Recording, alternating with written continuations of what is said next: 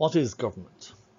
Government is a system for enforcing laws of a country, and a system is defined as a set of things that are connected or that work together.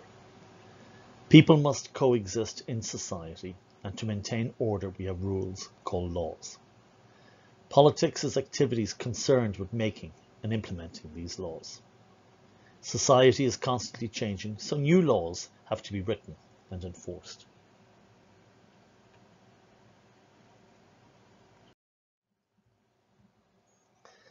Laws apply to certain areas and can be local, state, and national. Countries have laws, and visitors are expected to abide by these laws. A country or nation is an area with clearly defined borders, a population, sovereignty, that is, the power to make their own decisions free of outside interference, and a government. The area to which the laws of a country extend is called jurisdiction. For example, American government has no jurisdiction in Mexico because it is a different country. This course focuses on the American system of government and how the laws are made, enforced, and interpreted within the borders of the United States. When we describe the government of the United States, we talk of Congress or the President. Governments are named in terms of where the power to rule lies. Previously, you studied monarchies, that is, rule by a king or queen who inherited a throne. Most monarchies today are constitutional monarchies, where, although there is a king or a queen, the power rests with the people. England is an example of a constitutional monarchy. In the 16th, 17th, and 18th centuries, absolute monarchies concentrated power in the hands of a king. Louis XIV is an example of an absolute monarch. Today, Saudi Arabia, ruled by Mohammed bin Salman, son of the king and soon to be king, is an absolute monarchy.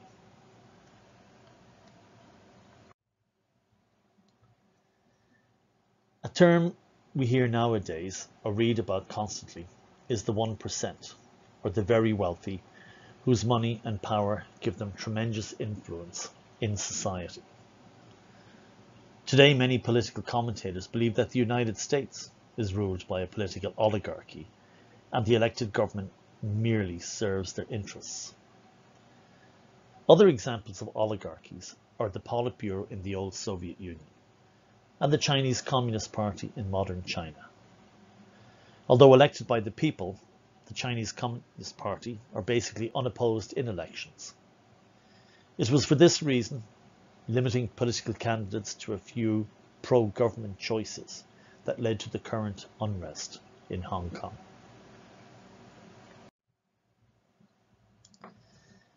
While an absolute monarch inherits the throne, a dictator overthrows the elected government in what is called a coup d'etat. Hitler used subtler methods to gain power by passing the Enabling Act, which concentrated power in his own hands. Kim Jong-un, a modern-day dictator, succeeded his father Kim Jong-il, who had seized power in North Korea in the 1960s. To consolidate their power and to have total control, we describe this type of government as totalitarian. The methods they use to maintain control of the population are a secret police, control of education and the press, and constant propaganda.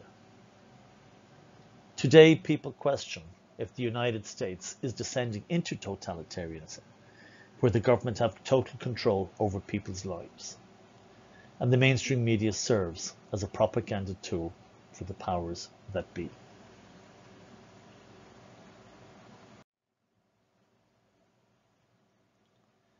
When people, particularly politicians, speak of government and its role, they feel it important to emphasize that the United States is a democracy. A democracy is defined today as a form of government in which the people can vote for representatives to govern the state on their behalf. Originally, democracy came in its purest form, direct. Here, eligible citizens voted, and the majority vote carried the day. Examples of direct democracy are the New England town meetings and ancient Athens. As nations grew and populations increased, direct democracy was replaced by representative democracy, which was more practical and which is today's system. In England and Canada, they have parliamentary democracy. There is no executive branch, as in a presidential democracy. Most countries have a presidential style, although, unlike the United States, the powers of the president are limited to a certain degree. They are limited to a degree in the United States by checks and balances. Today, the United States is correctly defined as a republic, a state in which power is held by the people and their representatives, and which has a president rather than a king or a queen.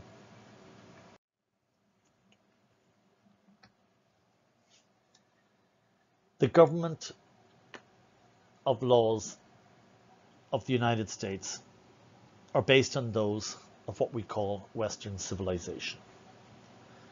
A brief review of the evolution of government will bring us to those principles upon which the Constitution of the United States is founded.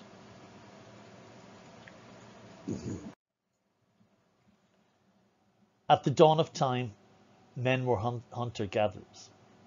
With the advancement of agricultural methods, surplus food from crops allowed settlements to be founded.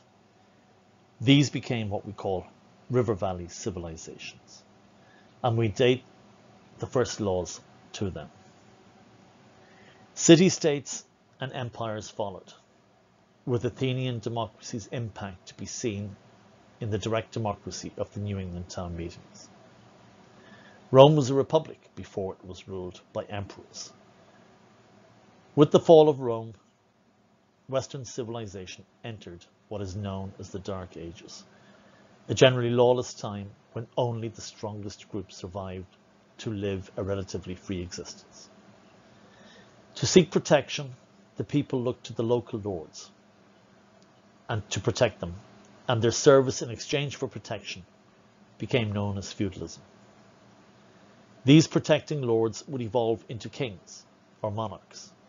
The strongest of these kings would rule the largest territory.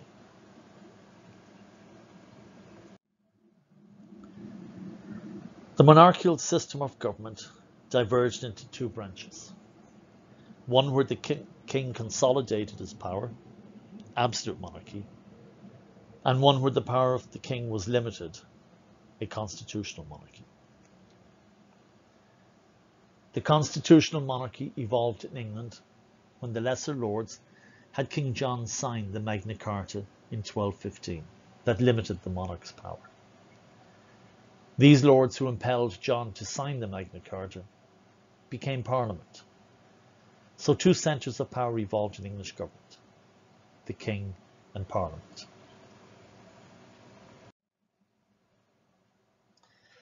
The struggle for power between the King and Parliament would be decided in the Glorious Revolution in 1688. This established the supremacy of Parliament over the King. In 1689, Parliament signed a Bill of Rights, where the rights of the people were protected. The Founding Fathers would look to this document when writing their own constitution.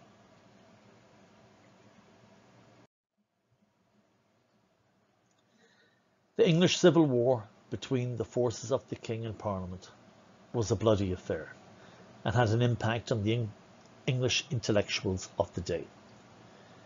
Using the backdrop of the scientific revolution, a period that became known as the Age of Reason, philosophers looked to apply the laws of reason to government.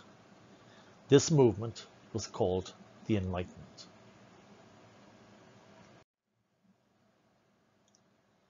The first to do so was Thomas Hobbes, whose book Leviathan argued that people should give up their rights for safety and protection from a strong ruler or government.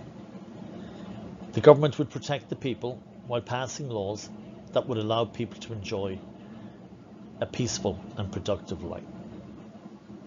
The password today is enlightenment. I repeat, The password today is enlightenment.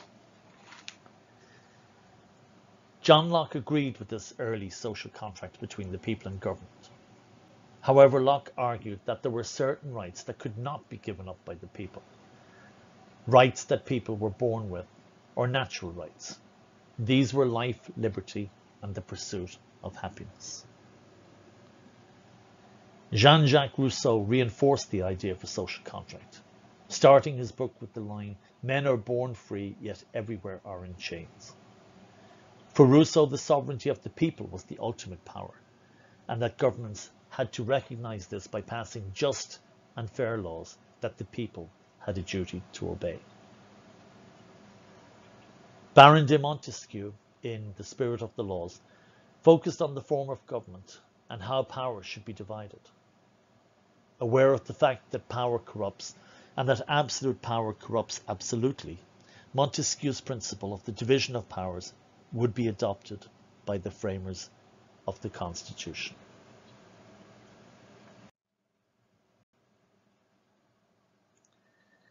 The Age of Exploration resulted in eastern North America becoming colonial territory of England.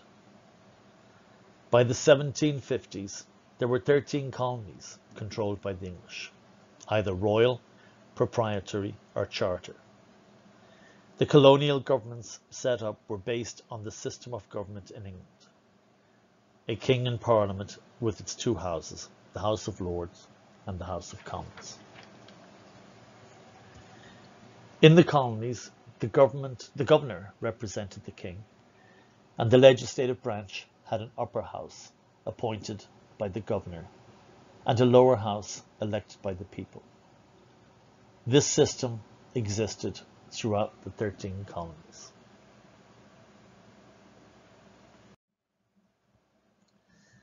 Colonial history is important to understanding modern-day American government. Many precedents were set, and we see here the important colonial milestones in American history. These milestones represent important principles that would be incorporated into the Constitution.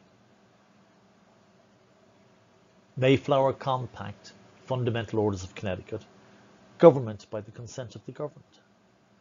Separation of powers, 3 branches of government. Elected representatives' control of expenditure, power of the purse.